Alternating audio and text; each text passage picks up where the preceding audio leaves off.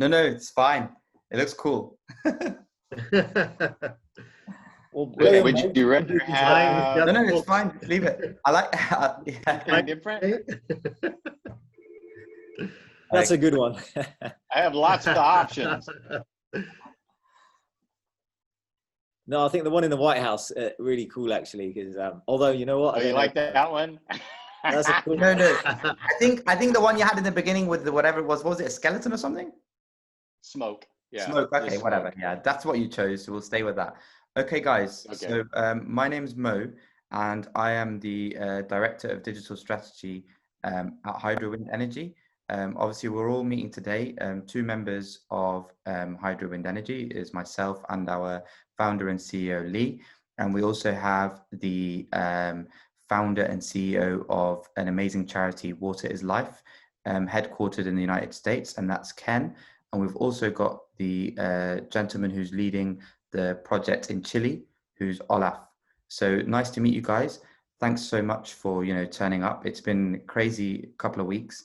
This is our 5th meeting now with your team, and we're really happy that you guys have kind of come on board with our handheld desalination project. Well, we've literally partnered up now. It's official. Yep. So we're It's going to do something official, amazing yeah. together. Yeah. Yeah, it is. Mm-hmm. So that's It takes all of us. It takes all of us working together. That's the key. yeah. So excellent. So Good purpose. of course. So firstly, Ken, can you just give us a bit of background about yourself and why did you create WaterisLife? What kind of inspired you to do that? You bet. Well, it all started standing naked in the shower in Nairobi. So I know that's a ugly mental picture, but I had been up in northern Kenya, South Sudan, working with the Turkana people group, and really challenged my whole life. I was watching kids begging for water alongside the road, and they would run back to their houses like they had gold. We talking to people and talking to families and things there and the struggles that they have.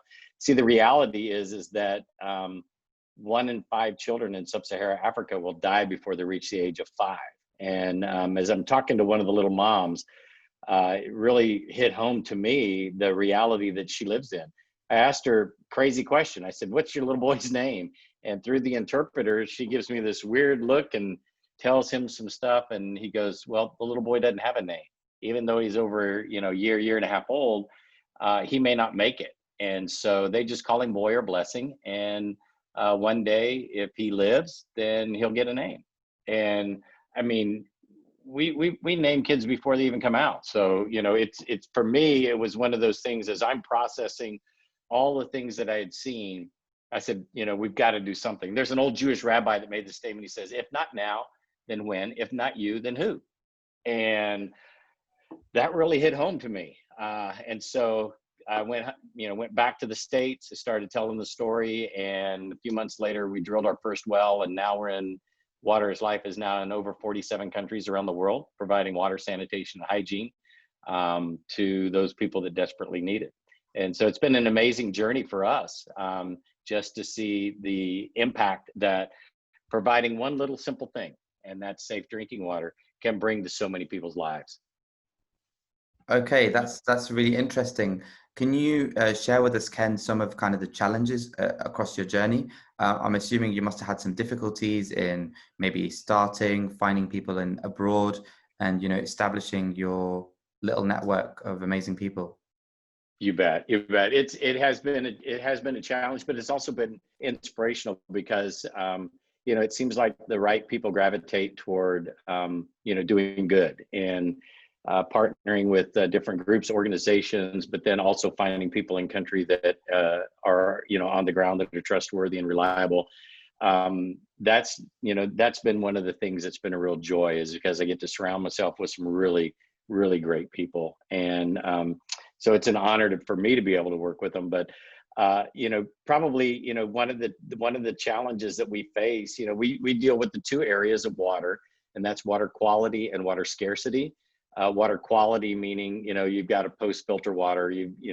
Water scarcity is finding water. With 97% of the world's water as being salt water, we see as the QuenchSea unit as something that's a real answer to our prayers for a solution globally. And then as we dive in together with QuenchSea and the philosophy, the passion that they have, our goals are aligned to do the same thing. You know, both of us are wanting to end the world water crisis. So it only makes sense for us to work together to provide the communities, schools, the people that desperately need a solution, a opportunity to take one of the QuenchSea units and produce all the water that they need for their home. I'm pretty excited about the opportunities moving forward. That's really interesting, and thanks for sharing that. I've just got one question for you before we move on to Lee, and that You is, bet. do you think that the average person right now who doesn't have a problem with water, do they actually know that there is even a water crisis going on?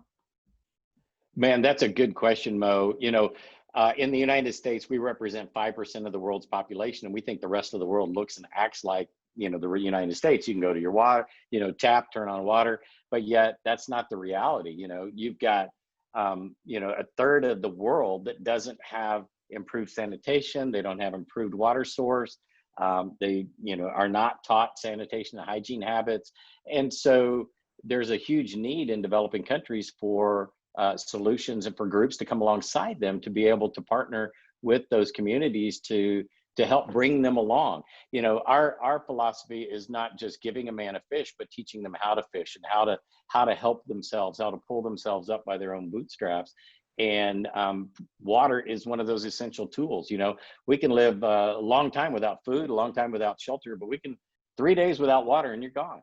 And so with, you know, most of the hospital beds around the world being full of people with waterborne disease issues, there's a lot of things that just bringing that one element in can solve for communities that are challenged right now.